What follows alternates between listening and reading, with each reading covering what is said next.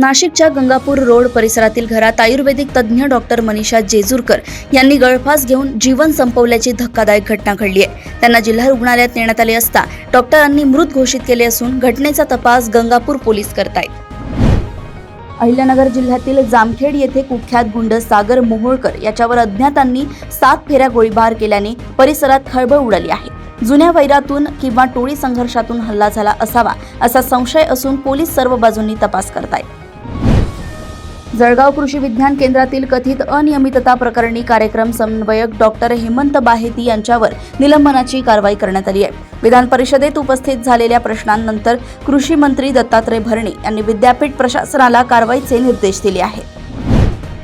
धुळे जिल्ह्यातील थाळनेर परिसरात रस्ता कामावर असलेल्या 11 परप्रांतीय कामगारांना जेवणातून विषबाधा झाली आहे। प्रकृती बिघडल्याने सर्वांना रुग्णालयात दाखल करण्यात आले होते, मात्र उपचारानंतर त्यांची प्रकृती स्थिर आहे।